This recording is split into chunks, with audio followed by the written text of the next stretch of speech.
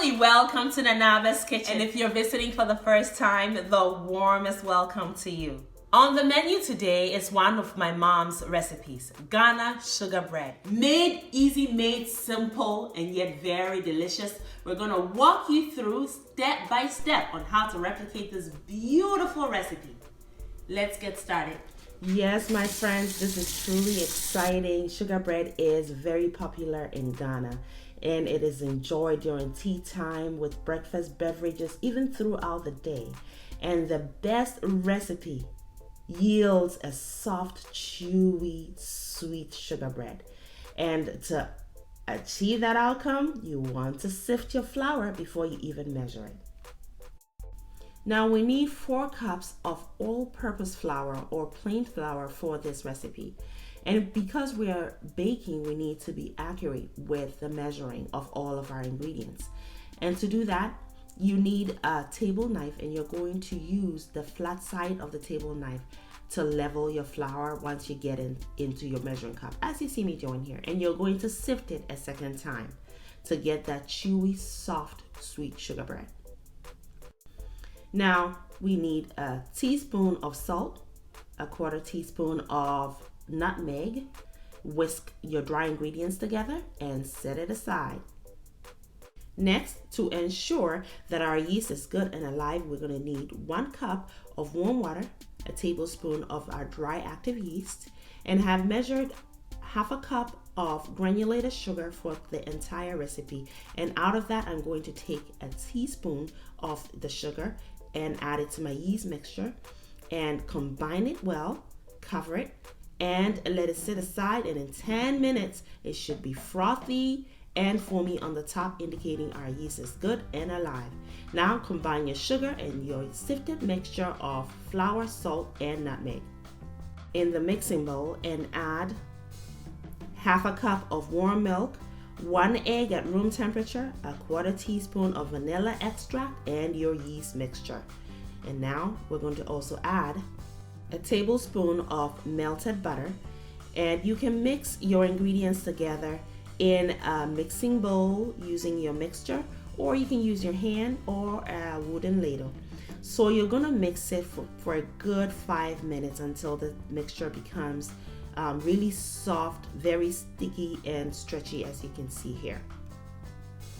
Next, on your clean, dry working surface, you're going to sprinkle some flour onto it and pour your dough onto the floured surface and begin kneading.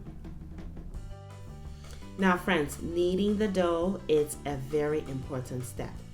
This is how you're going to develop and activate the gluten in your dough. And it is the well-developed gluten that will ensure that we attain that chewy, soft bread in the end.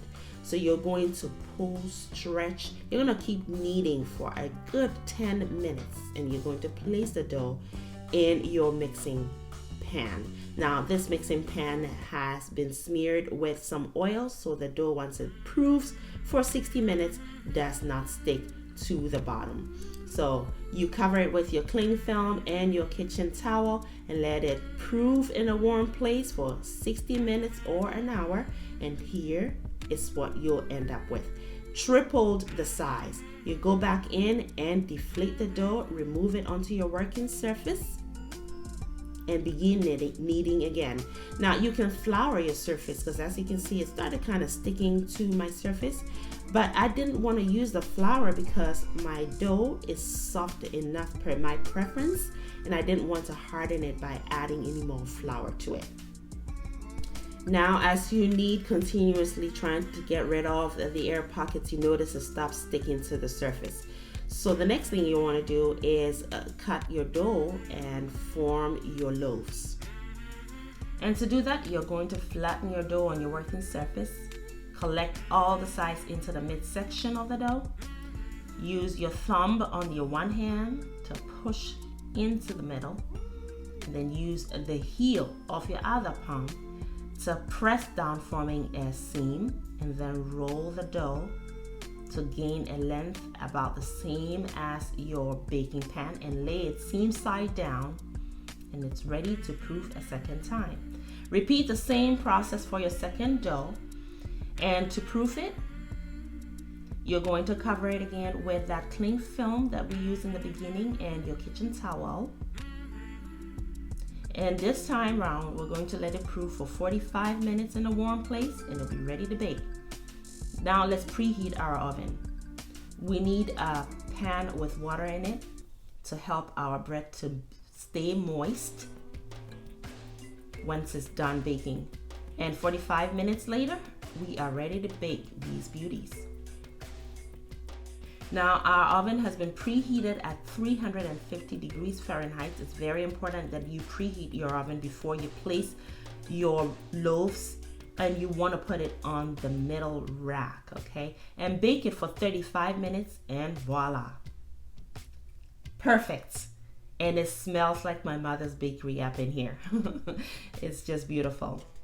Now, you can brush some melted butter onto the surface of your loaves just to make it look nicer. Not that it doesn't look nice already. All right, we are ready. Let it rest a little bit before you take it out, and it should come off fairly easily. As you can see here, it is perfect. Look at that. Oh my goodness gracious. And let it rest for about 6 hours before you cut into it, or you can enjoy it while it's hot.